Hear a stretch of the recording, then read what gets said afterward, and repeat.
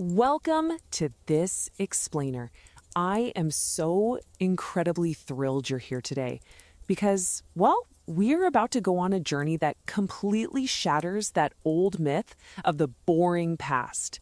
If you've ever thought history was just this dry, dusty timeline of dates and treaties, get ready to have your mind totally changed.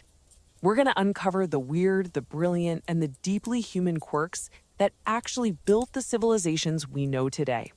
It's honestly so tempting to picture the ancient world and the Middle Ages as just this grim, mud-covered parade of monks, plagues, and potatoes. But is that the whole story? No way, not even close. Underneath all that itchy wool and doom and gloom, our ancestors were just regular people. They were flawed, experimental, and surprisingly colorful. I mean, they were navigating life without electricity or modern medicine, which meant they had to get incredibly creative. Okay, let's dive right into this. Today, we're exploring 4 hidden forces of history: medieval mind-altering substances, the geopolitics of ancient sea masters, Cyrus the Great's empire of tolerance, and finally, the fierce politics of ancient hair. Section 1. Medieval mind-altering substances. Let's kick things off with the medieval apothecary. Look, in a world without modern painkillers or antidepressants, reaching for a strange root or some mystery fungus wasn't weird. It was literally baked right into their culture. Getting high wasn't recreational like we think of it today. It was medicinal, highly spiritual, or honestly, sometimes just a case of really poor judgment on an empty stomach.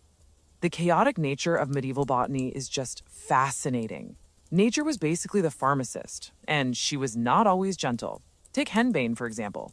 It could ease a bad toothache, sure, but if you prepared it wrong, it would cause massive delirium and have you doing spontaneous interpretive dance or having a heartfelt conversation with a turnip. Then there's the mandrake. This was a root shaped like a human that allegedly screamed so lethally when you pulled it up that people literally used dogs to yank it out of the ground. Wild, right? We've also got belladonna, deadly nightshade. People actually dripped this into their eyes to dilate their pupils for beauty, totally ignoring the fact that it caused severe hallucinations. And maybe the craziest of all, mad honey from the Black Sea region. This was rhododendron nectar laced with neurotoxins that they actually left behind on purpose to poison invading armies. A literal biological weapon. Now, what's really interesting here is how all this completely busts a super famous myth.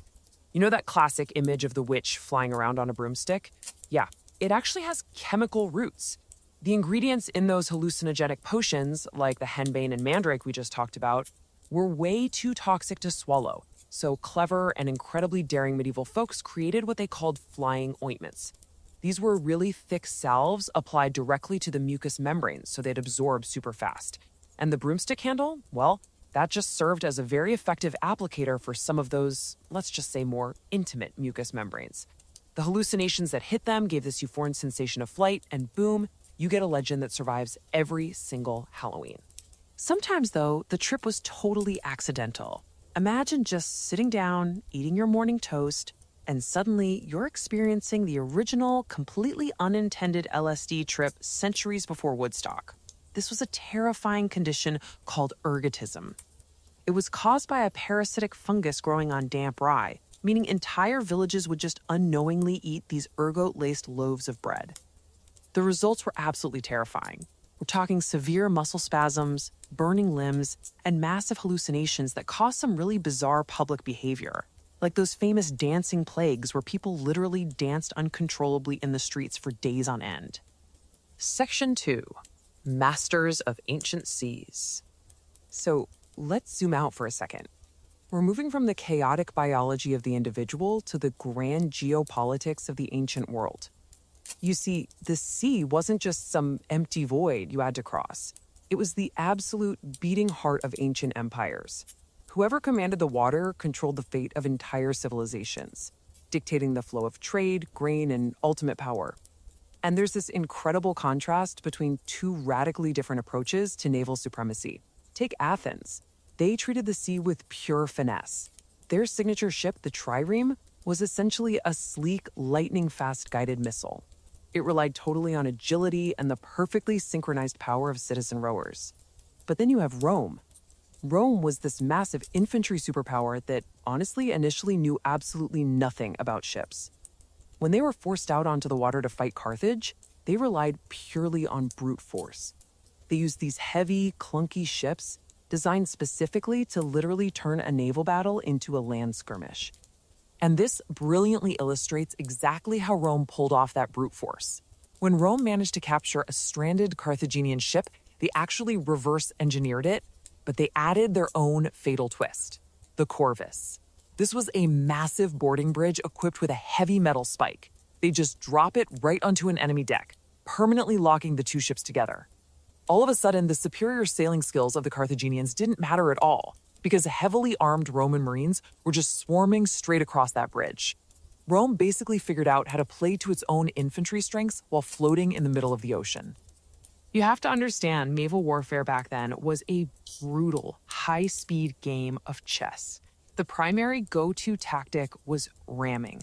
Ships would execute these incredibly complex, synchronized maneuvers just to slam their bronze-tipped prows into the exposed wooden flanks of enemy hulls. Now, if ramming failed, or, if you were Roman, you immediately moved to boarding, which was just a chaotic, bloody melee on wooden decks completely slick with salt water. And then there was the ultimate sledgehammer of naval combat: fire. Sending burning ships completely packed with pitch and oil drifting into tightly packed enemy lines caused sheer, unimaginable panic. Fire devoured those wooden hulls way faster than any captain's command could even be shouted. Section 3. Cyrus the Great's Empire. We've seen grand empires built on war and destruction, sure, but let's zoom back in on a visionary individual who used a completely different tool to build the greatest empire the world had ever seen up to that point. And that tool? Tolerance. The rise of Cyrus the Great honestly reads like a myth. Born around 600 BCE, legend says his grandfather actually tried to have him killed because of a prophecy, which resulted in Cyrus being hidden away and raised as a humble shepherd boy. But by 553 BCE, this destiny-defying survivor is leading a massive revolt against the Median Empire. He was an absolute master tactician. He famously used winter camel tactics, literally putting his men on camels in the winter to completely startle the cavalry of Lydia in 547 BCE. But his real defining moment? That happened in 539 BCE when his forces marched into the magnificent fortified city of Babylon without even a fight. They were welcomed with open arms as liberators, not conquerors. This radically different approach is permanently immortalized on the Cyrus Cylinder. It's a clay document that historians often point to as an early blueprint for human rights and pluralistic governance. In it, Cyrus literally declares that he was chosen to restore peace. He decreed that displaced peoples, most notably the Jewish people who had been exiled in Babylon, were free to return to their homelands and rebuild their temples.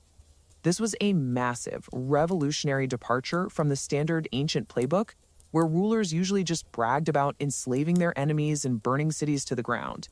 So the crucial point here is how Cyrus actually maintained this massive, incredibly diverse empire. He didn't crush his subjects into submission. He won their trust. It's brilliant leadership. First, he decentralized the administration, delegating power down to local governors called satraps. Then, he actively restored local temples, allowing different religions to flourish, which, as you can imagine, earned him immense loyalty. Finally, he fiercely protected the trade routes. He totally understood that commerce and economic stability were just as essential to holding an empire together as having a massive standing army. Let's move to and see how this builds into Section 4, the politics of ancient hair. So, we've talked about empires, armies, and massive geopolitical shifts, but control and power also trickle down to something you look at every single morning in the mirror. Across the ancient world, grooming was literally a matter of life, death, and incredibly rigid social contracts.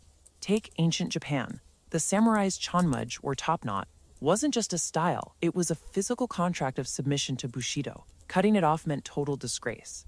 Over in Rome, incredibly wealthy women sported the Flavian Tower. It was a literal mountain of hair that just screamed wealth, mainly because it required hours and hours of slave labor to construct. For the Vikings, having long braided hair loudly broadcasted battle readiness and fearless honor. and down in Egypt, where priests actually shaved their heads for purity. Wearing these elaborate, multi-layered wigs were the ultimate markers of elite status and divine hierarchy. But, of course, wherever there are strict rules, there is rebellion. The human scalp literally became a canvas of silent resistance against oppressive systems. The Celtic Gauls used lime-wash spikes as literal follicle war paint to terrify the advancing Roman legions. Enslaved Africans brilliantly used cornrows not just to preserve their ancestral styles, but as actual maps, secretly breeding complex escape routes right into their hair. You had Jewish men in Judea completely refusing Roman grooming trends as a powerful act of spiritual defiance. Spartan women wore their hair short to push back against traditional Greek domestic roles. And the Han Chinese fiercely resisted the Manchu queue, which was a hairstyle violently forced upon them by their conquerors. When we pull all of these totally different pieces together, a really clear picture emerges. History isn't just some rigid, boring sequence of dates and battles dictated by untouchable figures in marble halls. It is driven by very relatable and sometimes totally bizarre human choices. It's made of regular folks looking for a little relief in a medieval garden, shipwrights gambling their lives on new boarding bridges, a visionary king deciding that tolerance actually builds a stronger border than terror, and ordinary people using nothing but their hair to quietly say, "I will not conform." So, I'll leave you with this provocative thought to chew on. We've seen how a single medieval loaf of bread or a specific Roman haircut held massive historical weight. What incredibly mundane aspect of your morning routine do you think will absolutely confuse, fascinate, and ultimately define us to historians looking back in 2,000 years? Really think about it. Thank you so much for joining me on this explainer today. Keep questioning the past, and I'll catch you next time.